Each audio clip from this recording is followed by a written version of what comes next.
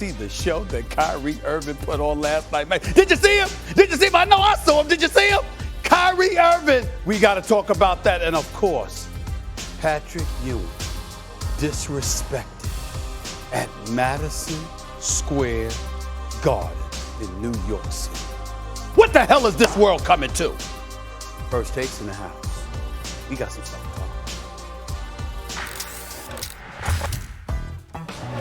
Breaking news here on ESPN, and you just heard Stephen A. mention it. The Patriots are finalizing a one-year deal worth up to close to $14 million for Cam Newton to return to New England.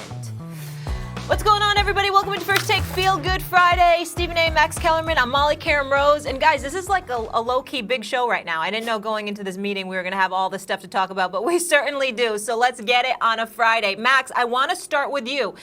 Was this a good move by New England? Yes, it was, and yes, it is. Look, I thought they could maybe upgrade at quarterback from Cam. That doesn't mean Cam wasn't good. Think about it this way. Before I get into the whole analysis, Bill Belichick does not overpay for players. Stephen A., we know that. He will let guys walk because he's also the GM and he's mindful of the cap and he's not going to overpay even the quarterback. In fact, in Brady's case, as it turns out in retrospect, he didn't even pay him what he was worth. You know what he paid for Cam Newton last year? $1.75 million. And Cam didn't have a good season by starting quarterback NFL standards. But I will point out, they beat Miami first game of the season. They lost to Seattle in a game in which Cam was great. Russell Wilson was a little bit better. They lost to Seattle. They beat the Raiders. These are all quality teams. Then Cam got COVID. He missed a game. A couple of starts, he was in the COVID fog. Then they lost to Buffalo barely, right? The Cam fumble, but barely. Buffalo's an excellent team. They beat the Jets. They beat the Ravens. They lost on the road to Houston. They beat Arizona. They have a lot of quality wins with Cam as the quarterback for $1.75 million. Stephen A., Belichick don't overpay guys. He's paying Cam $14 this year. Not 1.75, 14. The value he just got from Cam, whatever you think about the season, wasn't no 1.75 value. And I expect the value he's going to get out of Cam in year two ain't going to be 14. It's going to be higher. It's not going to be just a middle-class quarterback. It's going to be better. Belichick obviously likes what he saw from Cam last year. He liked the leadership, the determination. He had to like flashes of the play. And he brought it up to the media. He was singing Cam's praises before the season started. And if you think he was just whistling past the graveyard, right? He's trying to pump him up. Why would he re-sign him? You know Belichick, he'll do it on the cheap. Why would he give a guy who doesn't have promise $14 million for the season? That was Cam last year, coming off a catastrophic injury, having missed a year in a brand new system during COVID, having gotten COVID for a team who had, 9 starters opt out because of COVID to start the season. That was Cam last season. They won 7 games. Yup, this was a good deal for the Patriots.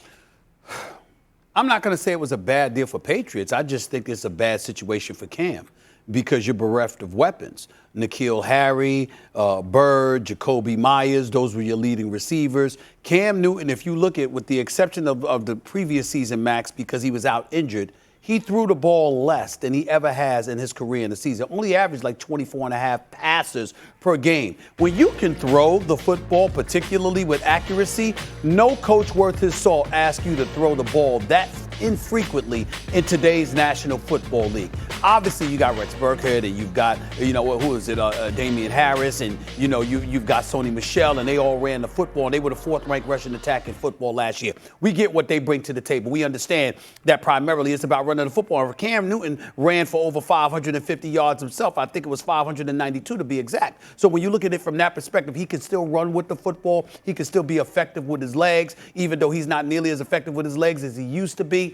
I'm looking at the accuracy or lack thereof. And when I view New England, because you don't have the requisite weapons necessary, you don't have anybody on your team, Max, that you can sit up there and say, throw it to me. Nobody. I'm open. They have nobody like that. In other words, even when you're not open, you open because of their ability to go get the football. No.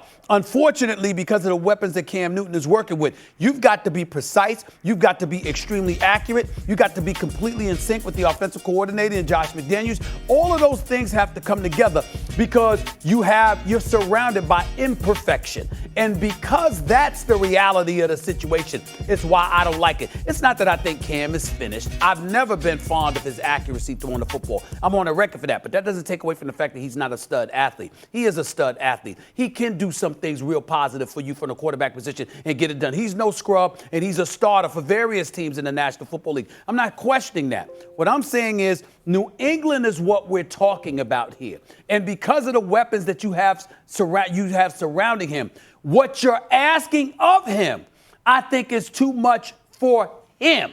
If it were another quarterback, it would be different. But when it comes to Cam, I think you're asking a lot for him because of what you're surrounding him with. And that's why I don't think it's a good situation for him or the Patriots. All right, well, let's look at it from both points of view. You said a bunch of things there.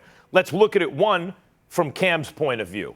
No, he doesn't have receivers. We know they are, as you would say, bereft of weapons, yes. Right? And Tom Brady just showed, no, he wasn't slipping so much as the Patriots gave him nothing to work with on offense. That may be true. But if that's the way your team is constructed, how do you plan on winning games? Because remember, Stephen A., after everything I just said, losing Tom Brady, losing all those guys off the defense to start the season, then Gilmore got hurt, by the way, missed some games. Zero offensive weapons. Cam off an injury. All that. COVID, the whole thing. They won 7 games. Right. And I told you some of the names of the team. Miami, the Raiders, Arizona, the Ravens. Yeah, Max.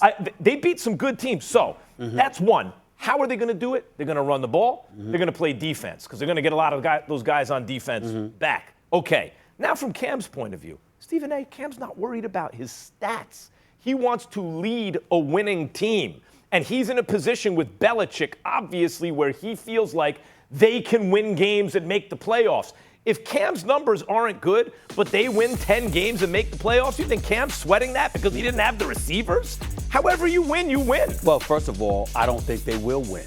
The 7-9 that you're talking about. Last time I checked, when we talk about Bill Belichick, we talk Super Bowls. They ain't got a snowball's chance in hell of winning the Super Bowl with Cam Newton at the quarterback with the weapons that they have surrounding him. It ain't gonna happen. You can snatch that dream away. Matter of fact, they wouldn't even get to the playoffs because I don't see them being better than Miami or Buffalo. And when you talk about their big wins, let's talk about some of their losses. They lost to the Denver Broncos. They lost to an injury-riddled San Francisco 49ers team. They lost to the Houston Texans. So let's not forget the losses that they suffered from and that they incurred as well. So we've got to take that into consideration. And again, I know that you had a whole bunch of dudes that elected to opt out and not play last year. So their defense would elevate exponentially. We get all of that. And as a result, that could potentially win you some games. But ultimately, in the end, when you're talking about Cam Newton and his abilities or whatever it is that he is lacking, Max, don't we have an obligation in the interest of fairness to him to look at the fact that a quarterback is not successful throwing the football to himself? He's got to have people to throw the football to. And when we look at the New England Patriots, there's nothing to knock our socks off, which gets us to the GM that is Bill Belichick. I will never question the greatness of Bill Belichick, the coach. It is, to me, it's sacrilegious. There's no reason to do it. His resume speaks for itself. But as an executive, in terms of putting talent around you, it's a question mark. I'm sorry, Molly. Go ahead. Can I just ask one quick question? Stephen A., does this show you, like what Max said, though, that Bill Belichick does believe in Cam Newton? Or do you think he's just throwing another year away? Molly, if you remember, we talked about this when Cam was struggling and Bill Belichick benched him one game, and I came on First Take the next day, and you saw Bill Belichick go over there, pat him on the knee, talk to him. We've never seen Bill Belichick appear to be so affectionate and so comforting to a Why do you think that is? During a game. And because he knew that there was and he likes Cam. He likes him. He likes what Cam brings to the team. We're not debating that. I want to address you know we're not debating that. Yeah, right. Okay. I want to, but the fact that Belichick likes what Cam brings to the team tells me something. I want to talk about something you said. They lost 7 games. And they fell apart at the end of the season.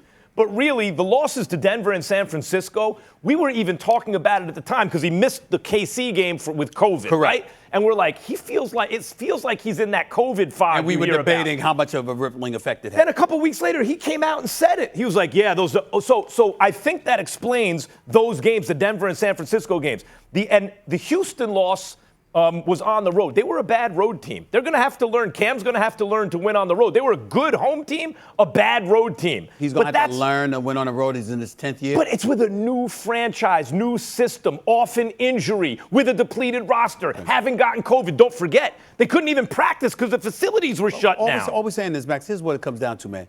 Cam Newton remaining on the New England Patriots. Is it wowing any of us? No. Well, okay.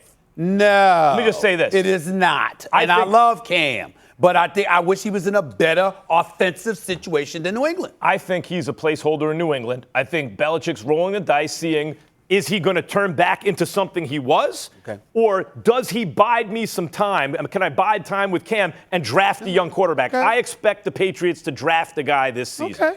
Okay. That's a different subject. But that's why it is wowing me a little bit, because this is a year when Adam Schefter said 18 teams might switch up quarterbacks. There was potential for a trade. There are quarterbacks in the draft, so I do think it's interesting that he's going to stick with him for another year. By the way, guys, there is a caveat on the contract. About $16 million of it is tied to honors and how far they go in the playoffs. So it's not like it's just a layup. Here's 14, about $6 million of the 14.